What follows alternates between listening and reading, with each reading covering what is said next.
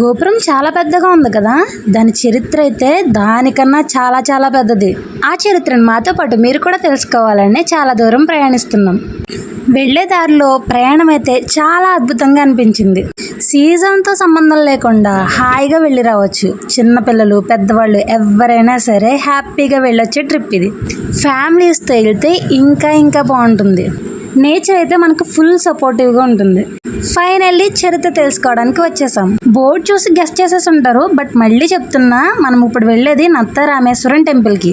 సాక్షాత్తు కాశీ రామేశ్వరం వెళ్తే ఎంత పుణ్యం వస్తుందో ఇక్కడికి వెళ్తే అంత పుణ్యం వస్తుంది. మరి దండం పెట్టుకుని లోపలికి వెళ్ళిపోదాం. గుడిలోకి ఎంటర్ అవ్వగానే ఒక గోపురం చాలా చల్లగా అనిపించింది. అక్కడి నుంచి మనం ఒక్క టర్న్ తిరిగితే ఇక్కడే వినాయక స్వామి విగ్రహం ఉంది. ఆయనకు కూడా నమస్కరించేసుకొని గుడంతా ఒకసారి చూసేయండి. దాని తర్వాత వెంటనే స్టోరీలోకి వెళ్ళిపోదాం. కాకపోతే ఒక్క చిన్న మనవి, చూసే వీడియోని చివరి వరకు చూసి ఒక్క లైక్ కొట్టి వెళ్ళండి.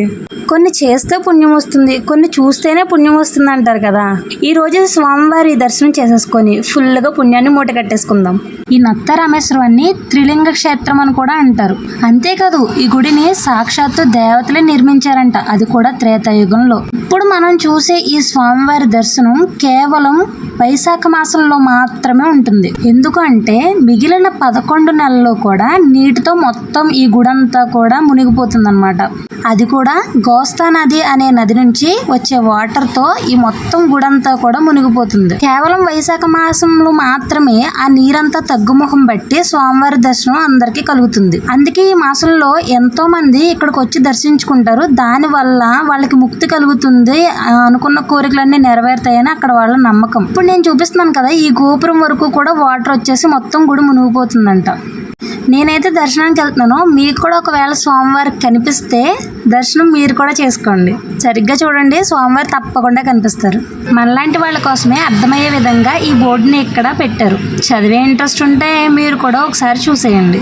స్వామివారు 11 నెలలు ఈ విధంగా నీళ్లలో మునిగి ఉంటారు. ఇంకా దర్శనం అయ్యాక వెనక్కి తిరిగితే సాక్షాత్తు శ్రీరాముడే ప్రతిష్ఠించిన శివుని విగ్రహం ఉంటుంది. దీనికి ఒక కథ ఉంది.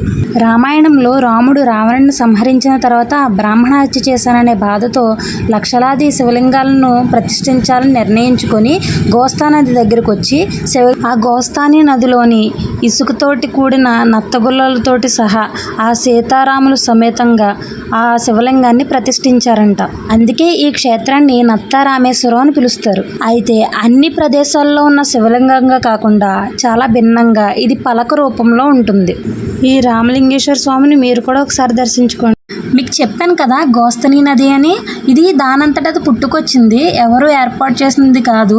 అయితే ఇక్కడున్న నీరే ఈ గుడి వరకు వచ్చేసి మొత్తం ఈ గుడంతా కూడా మునిగిపోతుంది.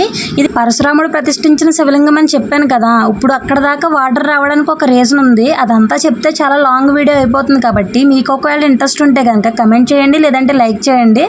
తప్పకుండా దాని గురించి కూడా చెప్పుకుందాం. లింగ క్షేత్రం అనుకున్నాం కదా, 2 లింగాలను అయితే చూసేసాం. ఇది వచ్చేసి 3వ లింగం. ఇది లక్ష్మణుడు ప్రతిష్ఠించిన లింగం అన్నమాట. దీన్ని లక్ష్మణేశ్వర లింగం అని అంటారంట.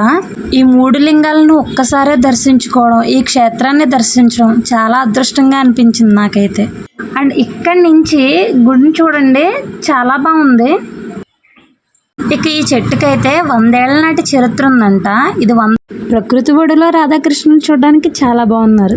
ఇక్కడి నుంచి ఈ గుడిలో చాలా చాలా చిన్న చిన్న గుళ్ళు ఉన్నాయన్నమాట. సుబ్రహ్మణ్యేశ్వర స్వామి గుడి, వినాయకుడి గుడి, ఆంజనేయ స్వామి గుడి, ఇలాగా. సో అలా వెళ్తుండగా ఆంజనేయ స్వామిని దర్శించుకుందామని వెళ్ళాం.